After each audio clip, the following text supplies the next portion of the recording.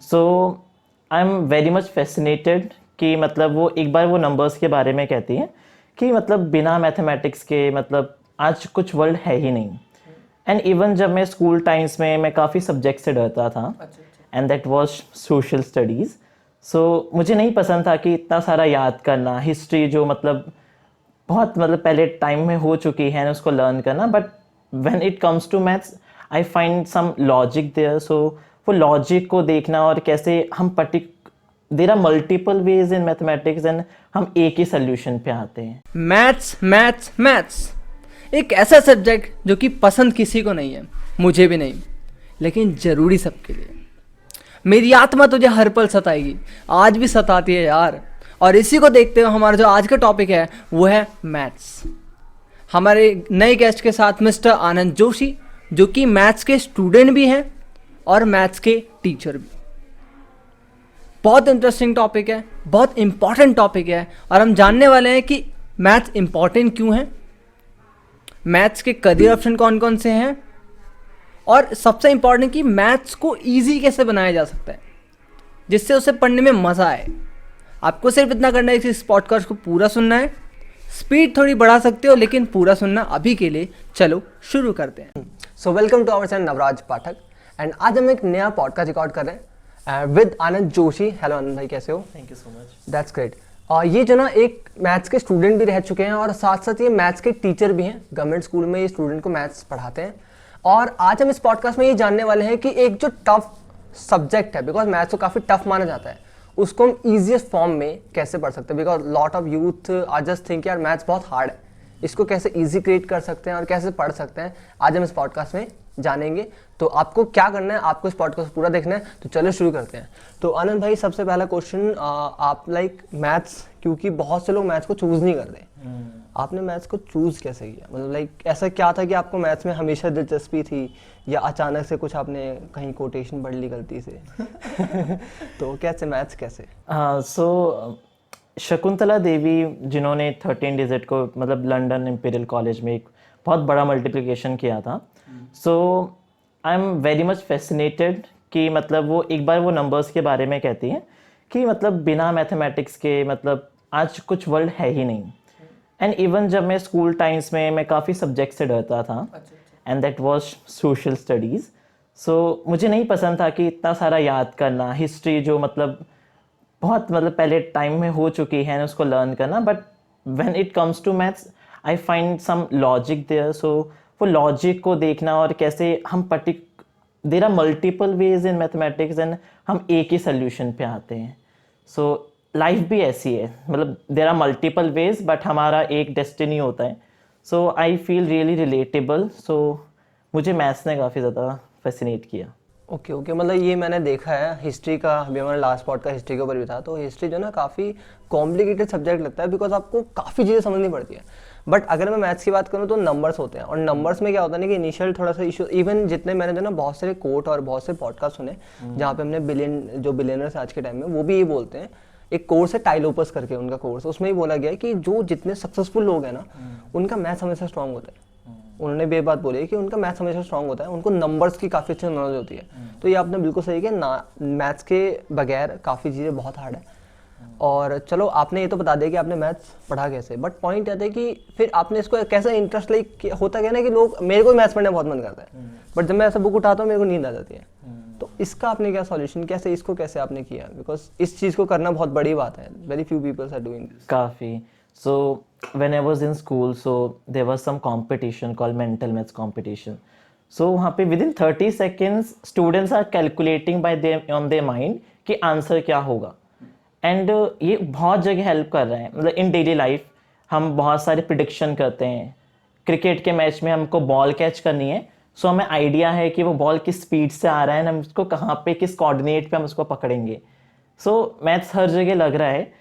And जब मैं NCERT खोलता था, तेरा मल्टीपल एक्सरसाइज, बहुत लोगों को ट्रिग्नोमेट्री से डर लगता है, सरफेस एरिया से डर लगता है, but when you look to the introduction ना हर चैप्टर के, so you will find that there was some application that we are using.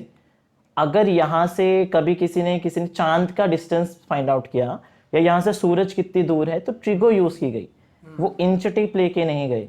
So that fascinate me a lot कि मतलब कैसे मतलब मैथ्स को यूज़ करके इतनी मल्टीपल चीज़ें हम कर रहे हैं।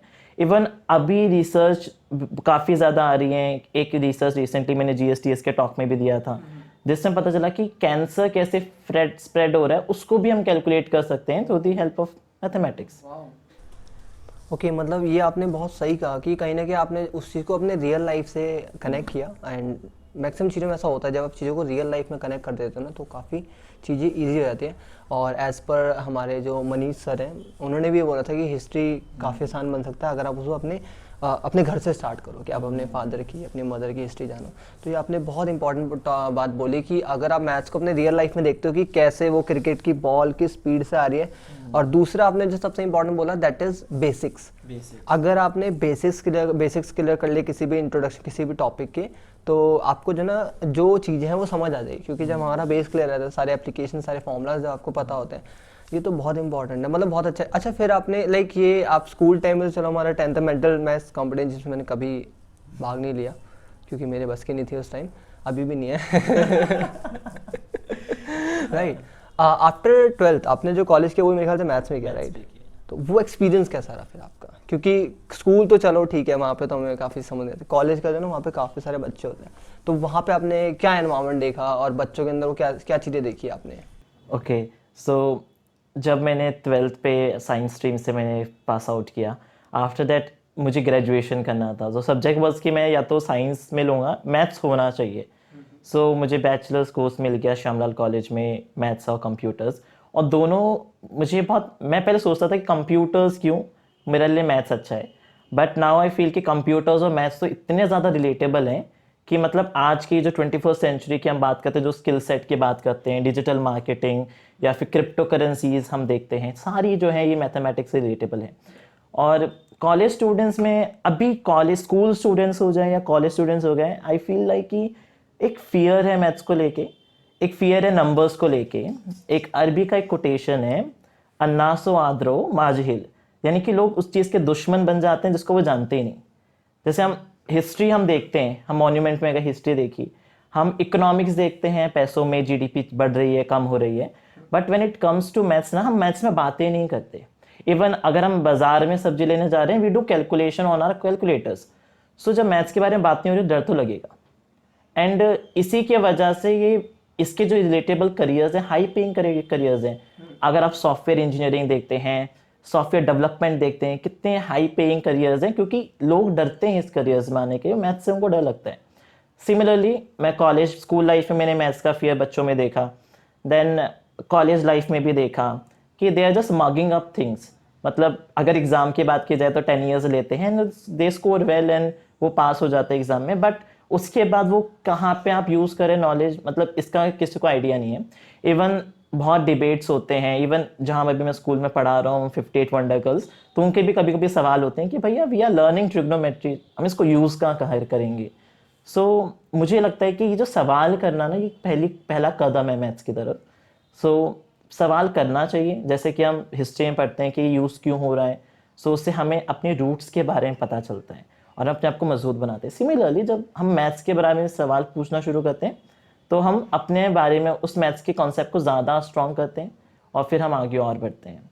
या ओके यार, बहुत अच्छी बात बोली। एक क्वेश्चन मेरा भी यार, A+ जो होल स्क्वायर होता है, A+B क्या होता है, सही को पता ना? A+B का होल स्क्वायर। A+B का होल स्क्वायर, उसका यूज़ कहाँ होता है? बेसिकली जब हम एरियाज फाइंड करते हैं तब यहाँ पे स्क्वायर्स यूज आते हैं। राइट। जैसे एक बहुत इंपॉर्टेंट बात बोली कि ट्रिग्नोमेट्री कैसे यूज़ होती है, ये चीज़ हमेशा से मेरे अंदर भी क्वेश्चन था कि यार मैथ्स का यूज़ क्या है, मतलब मैं कहाँ ये एरिया लगाऊँ, कहाँ मैं ऐसे एल्गोरिथम्स लगाऊँ जिससे मुझे रिजल्ट मिले। बट ये आपने बहुत अच्छा बोला कि हमें वो चीज़ें बेसिक पढ़ाई जाती है, क्योंकि जब आप उस चीज़ में करियर बिल्ड करते हो तो फिर आपको बहुत डिटेल में समझ आता है कि अच्छा चांद की दूरी नापनी थी क्या, तो वो चीज़ें समझ आती है। और बहुत अच्छा, आपके जो कभी ऐसे स्टूडेंट से मिले हो जो मैथ्स के अलावा नहीं उसको सब सब्जेक्ट बेकार लगते हैं, ऐसा कोई मिले? हाँ, आजकल काफ़ी ज़्यादा ये दिक्कत देखने को मिलती है, स्पेशली कि जब मेरा किसी पर्टिकुलर सब्जेक्ट में इंटरेस्ट है और मैं बाकी बच्चों को देखता हूँ कि उन्होंने अपने दिमाग में सब्जेक्ट डिवाइड करें। अपना एजुकेशन सिस्टम की वजह से ही हुआ ये। होता क्या है कि बच्चे डिवाइड कर लेते हैं कि ये हिस्ट्री है, ये साइंस है, एंड इवन साइंस में फिजिक्स है, केमिस्ट्री, बायोलॉजी है। So if I have a particular interest in physics, तो मैं सिर्फ फिजिक्स देखूंगा, मैं ये समझूंगा नहीं कि वो किसी और से रिलेट करती है कि नहीं करती है। फॉर एग्जाम्पल अगर मैं हिस्ट्री लेता हूँ, हिस्ट्री भी मैथ से रिलेट करती है। We talk about dates, we talk about periods, we talk about carbon dating, जब हम आर्कियोलॉजिकल डिपार्टमेंट को देखते हैं कि कार्बन डेटिंग से पता करते हैं। सो इवन फिजिक्स भी काफ़ी रिलेटेबल है। अगर मैं यहाँ से एक पत्थर फेंकता हूँ आसमान में, एक टाइम के बाद वो नीचे आ जाएगा। न्यूटन्स का लॉ है कि एक ग्रेविटी होती है जो पृथ्वी खींच लेती है।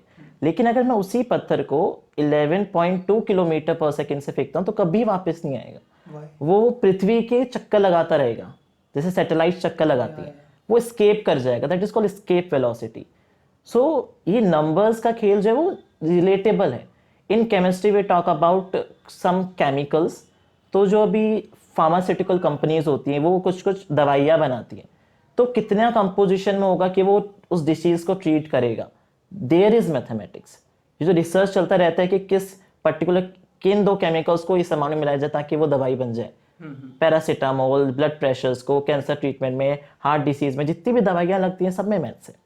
इवन हम बायोलॉजी की जो रिसर्च करते हैं कि कैसे सेल डिवाइड हो रही है, यहाँ पे भी मैथ्स लगती है। सो हमें पहली बार सब्जेक्ट को अलग अलग तो ट्रीट करना है, लेकिन हमें समझना होगा कि वो इंटर रिलेट करते हैं। अगर हमारे अंदर रहेगा कि सिर्फ एक सब्जेक्ट हमें पसंद है या फिर एक सब्जेक्ट बिल्कुल ना पसंद है, ऐसा नहीं चल सकता। हमें ऐसा करना पड़ेगा कि बच्चों में ऐसा कॉन्फिडेंस लगाना पड़ेगा, फिर उनको अवेयर करना होगा कि रिलेटेबल हैं सारे subjects. So that's my idea of teaching. नहीं, एक्चुअली बहुत इंपॉर्टेंट है। पता है क्या होता है ना, मैंने देखा है कि लोग पता है दुश्मन समझ जाते हैं। मेरे जैसे लोगों का तो बहुत बुरा हाल है। मतलब आई एम लाइक तूने साइंस कैसे ले ली?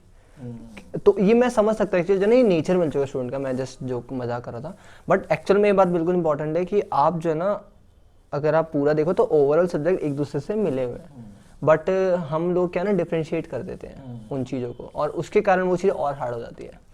क्योंकि आप सोचते हैं नया सब्जेक्ट, मतलब कुछ नई चीज़ें होंगी इसके अंदर, कुछ नई चीज़ें समझनी पड़ेगी। बट एज पर द जैसे आपने हिस्ट्री बताया था, और मैं सच बता रहा हूँ, हमारे जो सर है ना हिस्ट्री वाले सर, उन्होंने सेम बात बोली थी कि आप हिस्ट्री को देखते हो ना तो हिस्ट्री भी सब में है। आप अगर साइंस के बारे में देखो उसकी भी एक हिस्ट्री होगी, अगर आप मैथ्स में देखो उसकी भी हिस्ट्री होगी। तो उन्होंने भी देखा था, जो मतलब वो काफ़ी सिमिलर लगा कि अगर आप किसी चीज़ को सीखना चाहते हो तो आपको देखना पड़ेगा कि आपके आसपास में जो चीज़ें हैं वो कितनी ज़्यादा कनेक्टेबल है उन चीज़ों से। और जब आप उसको सिमिलैरिटी में देखोगे कि यार ये तो यहाँ भी यूज़ हो सकता है, ये तो यहाँ भी यूज़ होता है, तो आप उसको जो है ना उसको समझिए, उसकी इंपॉर्टेंस समझोगे। क्योंकि जब तक हम किसी को इंपॉर्टेंस नहीं समझते हैं तब तक वो चीज़ें आपको हार्ड लगती है। और मैं सच कह रहा हूँ, मेरा छोटा सा एक्सपीरियंस है। When I was in 11th class, एक हमारा सब्जेक्ट है बिजनेस स्टडीज़, ठीक है। तो बच्चों को काफ़ी हार्ड लगता था। मैंने कहा हार्ड तो लग ही रहा है, क्योंकि मैं कभी पढ़ाई में बहुत अच्छा नहीं रहा। मैं वो बच्चा हूँ जिसको सच में कोई भी सब्जेक्ट अच्छा नहीं लगता था। तो हुआ क्या ना, 11th class I just start reading books and all. 12th class में मैंने कहा कि यार इसको ईजी बनाना है, क्या करें। मैं गया मार्केट में, मैं कुछ पेन्स लेके आ गया and I start selling pain on my school. तो उसमें क्या हुआ ना, जब मैंने पेन सेल करना स्टार्ट किया तो और वहाँ पे जो ना मैं विवेक बिंद्रा जी की वीडियो देख रहा था, उसमें बिजनेस की राइटिंग बहुत सही थी। तो जब वो आप आउटसोर्सिंग समझते हो और जब आप देखते हो कि बिजनेस कम्युनिकेशन क्या होती है, आप जैसे फर्स्ट सेलिंग करते हो उसका प्रॉफिट कैसे निकालते हैं, तो उन चीज़ों को मैं जब प्रैक्टिकली करने लग गया तो मुझे वो सब्जेक्ट बहुत अच्छा लगा। और सच बताऊँ तो बेनिफिट हुआ था, क्योंकि उस टाइम मैंने अपनी क्लास में टॉप किया था बिजनेस स्टडीज़ में, और मैंने थोड़े पैसे भी कमा लिए थे। राइट, तो वो चीज़ें मैंने सीखी थी कि जब आप उस चीज़ को अपनी पर्सनल लाइफ में चीज़ को यूज़ करना स्टार्ट कर दोगे ना, तो दैट इज़ रियली ग्रेट, और वो आपको ईजी लगने लगेगा। अच्छा, ये तो हमने समझ लिया। अब लेते हैं कुछ करियर बेस्ड बात, क्योंकि यार देखो मैथ्स मैं जानता हूँ कि इट्स लाइक अ नमक, कि सॉल्ट हर जगह इंपॉर्टेंट है। बट अगर हम मैथ्स को एज अ अपॉर्चुनिटी और एज अ करियर लेके चले तो कैसे क्या कर सकते हैं, कुछ आइडिया आप थोड़ा बताना चाहो। ठीक है, तो आजकल हम देखते हैं कि जैसे कि अब डाटा काफ़ी बढ़ गया है। मतलब किसी भी इंडस्ट्री में जाओ कि देयर आर मल्टीपल डाटा, जिसके ऊपर आप कुछ ना कुछ स्टैट्स लगा के आप कुछ ग्राफ बनाते हैं, एंड देन यू एनालाइज कि चल क्या रहा है, कि where my company is growing. तो इससे आपके मल्टीपल वेज खुल जाते हैं। आप देखेंगे कि रिसेंटली कुछ नई नई जॉब्स आई हैं, जैसे कि डाटा साइंटिस्ट, डाटा एनालिस्ट। सो जो नई नई जॉब्स क्यों आई हैं, क्योंकि आजकल डाटा बढ़ गया है। Data is all about numbers. आप देखेंगे कि यूट्यूब का अपना एक एल्गोरिथम है, इंस्टाग्राम का एक अपना एल्गोरिथम। एल्गोरिथम्स क्या है, बस ये कुछ मैथमेटिकल एक्सप्रेशंस हैं जिसकी वजह से वो अपने जो भी सिस्टम है उसको वो डिफाइन करते हैं। सो इसकी वजह से काफ़ी मल्टीपल जॉब्स आ रही हैं। सो इसका मतलब ये नहीं है कि हमको मैथ्स में एकदम घुस जाना है। इसका मतलब ये है कि हम कंप्यूटर्स और मैथ्स को कैसे बेनिफिट कर सकते हैं, क्योंकि आज जो रिसर्च है वो इस बात को लेके नहीं है कि हम कितना नया निकाल सकते हैं, जितना अवेलेबल डाटा है उससे हम क्या नया कर सकते हैं।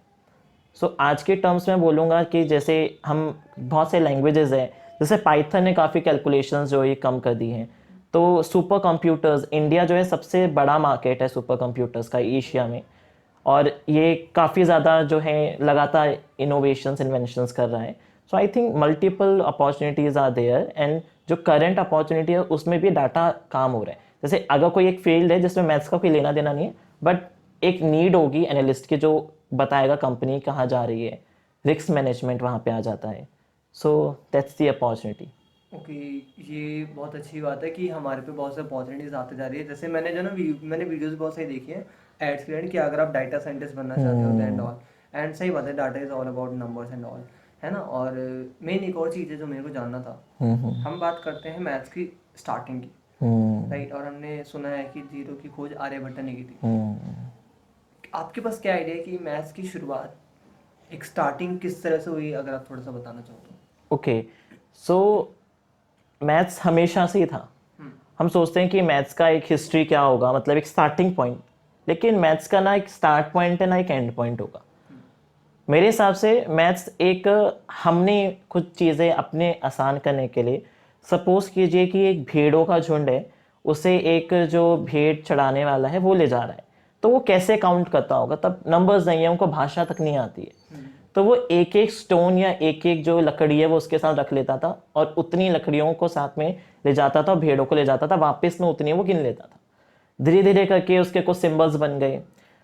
लेकिन यहाँ पे मैं बात करूँगा कि डेवलपमेंट ज़्यादा क्यों नहीं हुआ, क्योंकि एंशिएंट पीरियड में काफ़ी डेवलपमेंट हुआ, लेकिन उसके बाद काफ़ी इन्वेजन हो गए, मुगल्स आए, काफ़ी ज़्यादा लोग आए, एंड काफ़ी आप जानेंगे कि काफ़ी यूनिवर्सिटीज़ होती थी, नालंदा, तक्षशिला, ये काफ़ी ज़्यादा डिस्ट्रॉय हुई, यहाँ के अभिलेखों को ख़राब किया गया, एंड उसके बाद ट्रांसलेशंस हुई काफ़ी ज़्यादा, अरबी में ट्रांसलेशन हुई, वो बाहर गई, एंड फिर वहाँ से जो है फर्दर डेवलपमेंट हुई।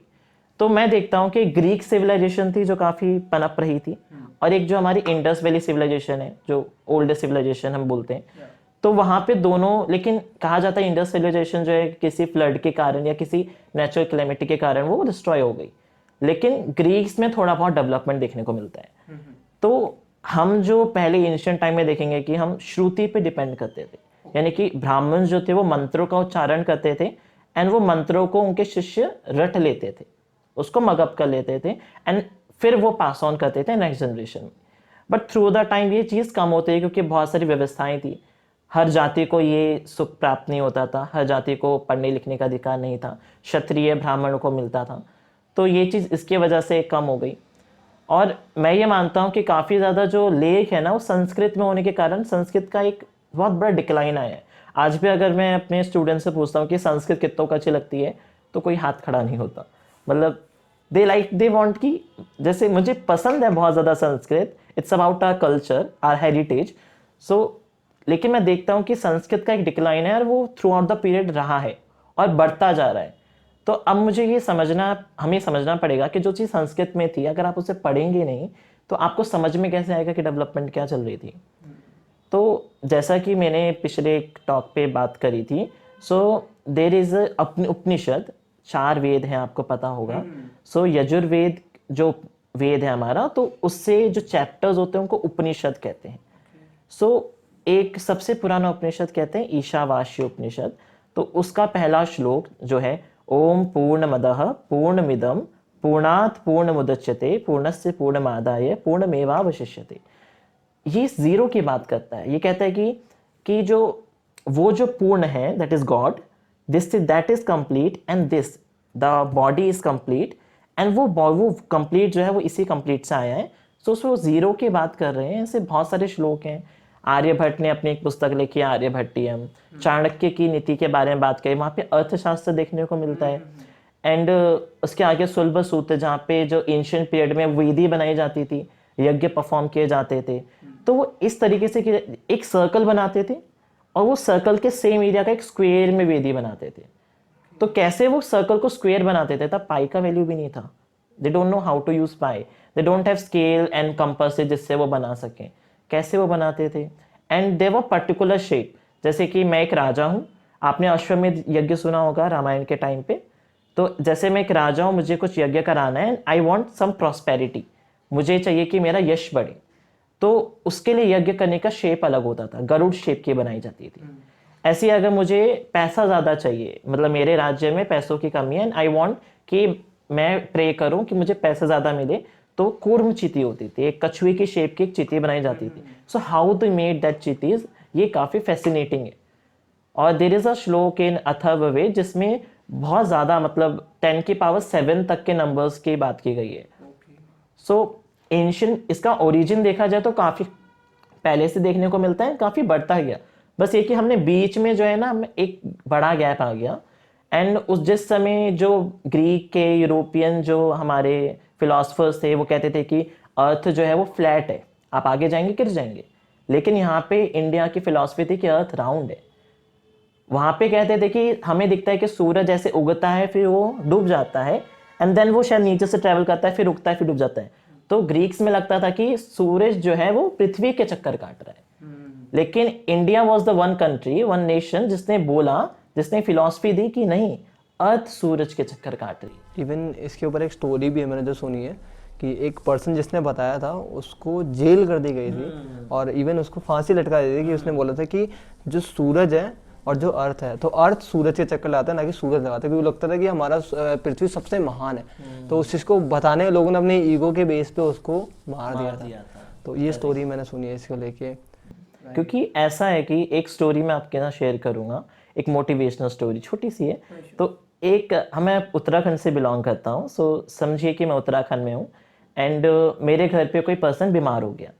तो मुझे बोला गया कि आप जो है जाओ और दूसरे पहाड़ पे एक डॉक्टर रहते हैं, उनको बुला के लाओ, रात काफ़ी हो गई है। तो मैंने कहा कि आपने जो मुझे टॉर्च दी है वो तो 6 फुट दिखाती है, मैं एक पहाड़ कैसे जाऊँ? तो मुझको जवाब ऐसा मिलता है कि जब तुम 6 फुट चल लोगे 6 फुट और दिखेगा, फिर जब 6 फुट चल लोगे 6 फुट और दिखेगा और तुम उस पहाड़ तक पहुंच जाओगे। तो हमारा माइंड जो है ना काफ़ी ज़्यादा हम रिस्ट्रिक्ट कर लेते हैं। तो हमें सोचना पड़ेगा कि हम कैसे और ज़्यादा अपने माइंड को ब्रॉडअप कर सकते हैं और कैसे और सीख सकते हैं। ये बहुत इंपॉर्टेंट है, सच बता रहा हूँ। ये मतलब लोग जब स्टार्टिंग करते हैं ना तो मैक्सिमम क्वेश्चन होता है कि यार मैं सीधा टॉप पे कैसे पहुंचूंगा यार। तो जब स्टार्ट करोगे तो थोड़ा बढ़ोगे, फिर आपको थोड़ा और समझ आएगा। धन्यवाद। हाँ, एक और आपने इंपॉर्टेंट बात करी, संस्कृत कल्चर, राइट। एक बात बहुत इंपॉर्टेंट है कि आप जब तक अपने संस्कृत को नहीं पढ़ोगे तब तक आपको कल्चर समझ नहीं आएगा, एंड जब तक आपको कल्चर समझ नहीं आएगा तब तक आपको उसकी इंपॉर्टेंस नजर नहीं आएगी, राइट। मेरे को पता है अपने एजुकेशन सिस्टम का छोटी चीज़ें जो मुझे थोड़ी अच्छी लगती है, क्योंकि आप जब पढ़ाते हो, हम नहीं पढ़ा, स्कूल पढ़ा, राइट, आप पता उसके रीज़न नहीं देते कि वो सब्जेक्ट इंपॉर्टेंट क्यों है। जैसे अभी हमने बात की डेली लाइफ में, तो मेरा मानना है कि अगर हम एजुकेशन सिस्टम थोड़ा सा ये लेके आए ना कि हम जो भी सब्जेक्ट पढ़ा रहे हैं, सबसे पहले बच्चों को हम उसकी इंट्रोडक्शन दें, उसका इंपॉर्टेंस बताए ना, तो बच्चे अपने आप ही उसमें दिलचस्पी लेना स्टार्ट करेंगे। यार ये सब्जेक्ट काफ़ी अच्छा है, बिकॉज ये रिलेटेबल है। जब कोई इंसान जिसको रिलेटेबल ले सकता है तो वो उसको इंटरेस्टिंग लगता है कि हाँ, तो ये बात है। और दूसरी चीज़ जैसे मैथ्स है, और लिटरली बहुत इंपॉर्टेंट है यार, मतलब आप इग्नोर नहीं कर सकते उस चीज़ को। बहुत से लोग बोलेंगे यार मैथ्स में क्या होता है, बट आप उसे इग्नोर नहीं कर सकते। आप डेली लाइफ में आप जब सुबह उठते हो ना तो अभी आप टाइम देखते हो, और दैट इज़ अ नंबर। आप टाइम देखते हो, आप जब जाते हो, आप जब चाय बनाते हो, यू कैन काउंट लाइक कि मुझे 1 कप डालना है, तो वो भी एक नंबर्स है। तो वही है कि जब आप उस चीज़ को देखते हो कि आप सुबह उठने से लेकर रात को सोते तक पूरे मैथ्स में जीते हो, तो आप उसको इग्नोर तो नहीं कर सकते। आप कर क्या सकते हो, आप उसके इंपॉर्टेंस समझ सकते हो, इस पॉडकास्ट को देख सकते हो, ताकि आपको समझ आए कि मैथ्स को कैसे ईजी बनाया जाए और उसको इंटरेस्टिंग तरीके से पढ़ा जाए, ताकि आपको मज़ा आए। मतलब वो सरदर्दी ना लगे, वो आपको लगे यार ये तो फन है, मतलब काफ़ी अच्छा लग रहा है, राइट। और सच बताओ तो इस पॉडकास्ट में मुझे बहुत कुछ सीखने को मिला। एंड अभी के लिए अगर आपको वीडियो अच्छी लगी तो इसको लाइक कर देना और इस चैनल को सब्सक्राइब कर देना। अभी के लिए thank you so much sir, बहुत अच्छा मजा आया, मतलब सच में बहुत अच्छा लगा। या